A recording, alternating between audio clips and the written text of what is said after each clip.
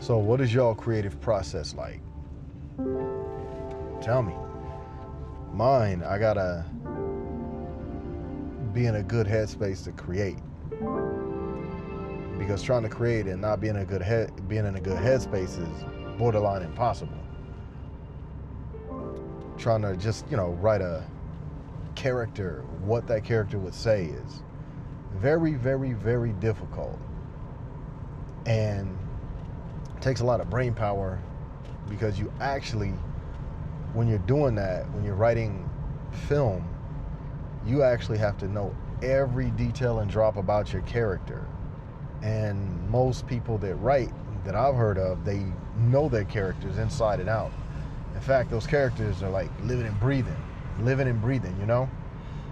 So when I'm working on a character, one of the things that I like to do is I like to, just write out their background, what they have done, and write their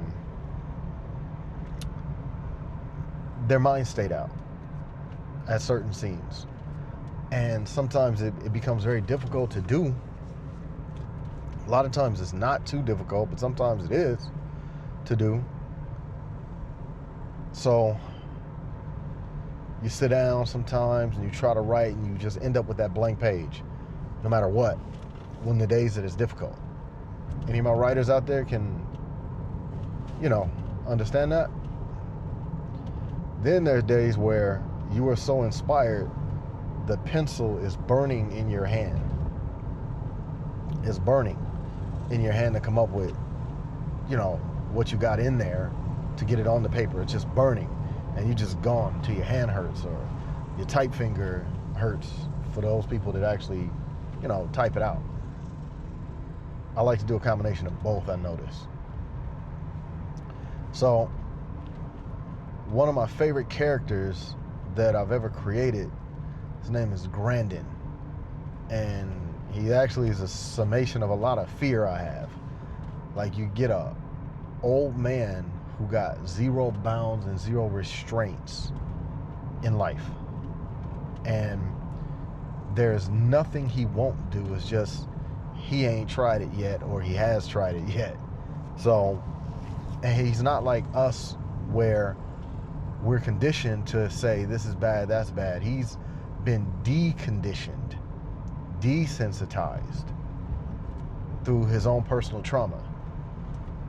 So what I'm trying to build in that character is not a complete monster, because he was a great guy at one time. It's just at some point he let go of everything that matters, everything that holds society together, rules, stuff like that. That's why this character is scary to me. He's intriguing. I guess that's why part way down the line, I said to somebody the other day, the only reason I want to get old so I can say whatever it is I want to say. And you either gonna give me a pass because I'm an old man, or, it's on some whatever type stuff. So I can say whatever it is I want to say and nothing even matters no more. That's crazy, right? So I guess I'm afraid of me when I get older,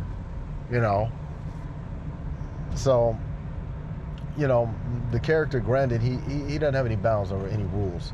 So it's funny because everything about life is a cat and mouse game to him. He could be in a random common conversation with people and it all will relate to the dark stuff he got going in his life that he is not sensitized to anymore. And he could just go and go and go and go. And it means nothing to him. He could be, in his mind, relating to you about how he offed somebody a year ago, or tricked somebody into going to jail a year ago, and you're talking about your taxes or something like that, because he's desensitized. He lacks fear. He lacks that.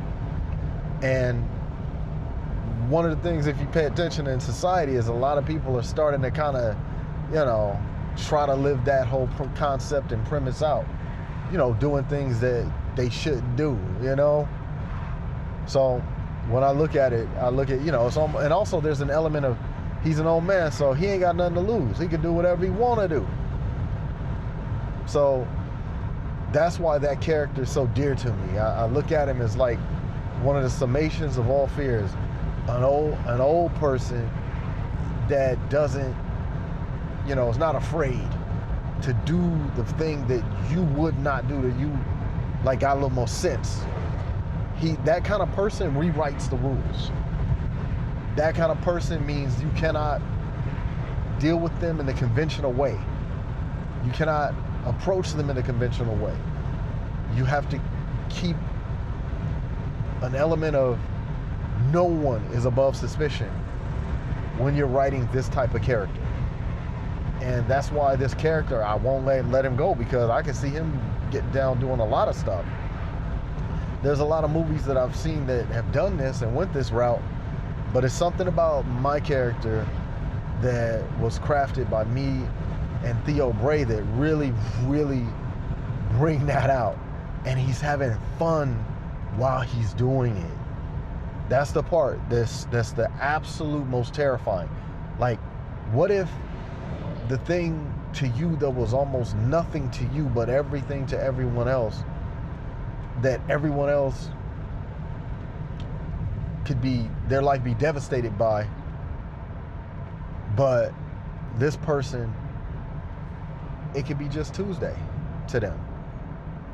And worse than it being Tuesday, he could be enjoying it. He could enjoy sending people through trauma just to watch the expressions. So that's why I'm still stuck on this character. You know, without the limits that everybody else has, without all that stuff. You got a very interesting, can do anything, anywhere, at any time type character. And, you know, he's so fun a character to write. It's harder to write his foils. It's much harder. But I'm finally figuring out how to write his foil. You know, for those of you who don't know, the foil is the person that's going to stop him. So, you know, just giving some thoughts and having some fun out here. About to go get cleaned up real quick.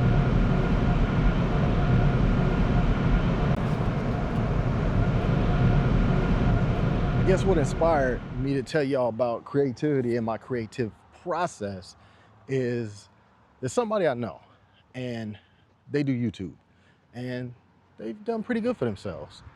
Then there's another YouTuber I've seen, and this other one would lift thumbnails from this other person's video and just use AI to manipulate it so it'll look somewhere different, but it's so crazy.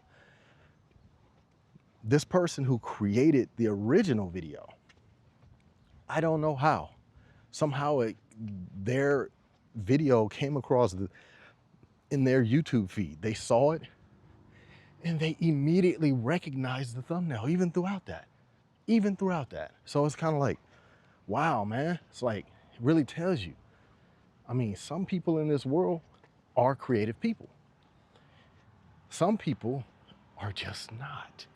Or they just kind of game things, you know? Like, game the system, figure out the things that work and just go there. They can't, like, they never had a single original idea ever in their head. That kind of not creative. But they can definitely manipulate things. Like, for example, Sean Combs is not creative. I'm gonna tell you that right now. Sean Combs, Puff Daddy, Diddy, whatever name he wanna go by, the Love Sponge, the Love Bug, you know, the Punisher, whatever he wanna call himself. That man was not creative. And anybody that says Diddy was creative is a damn lie. Everybody.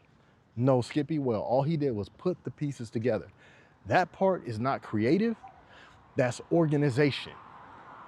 So the difference is the person that's creative is the person that created the thing that he put together. See, if you take away the person who created what he used, he's nothing.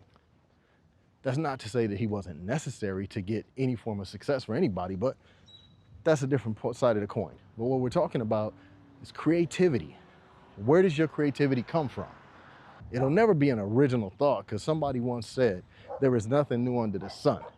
But once you start putting enough of the right elements together in the right manner, we can call it creative. But when I saw that YouTuber steal from that other YouTuber and then realize this same person would follow trends and whatever somebody else would do that was hot, they would do. It's like, wow. So that's how it goes. I wouldn't call that creative. No, I call it observant.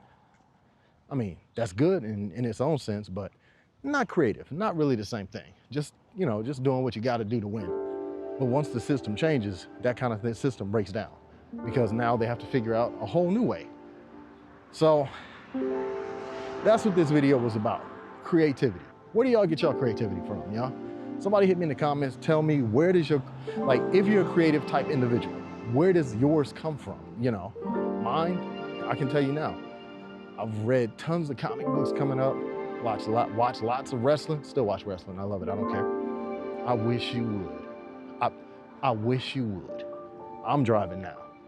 If you like wrestling, you know what I'm talking about. But hey, David Griffin, I'm out, y'all. Catch you in a minute.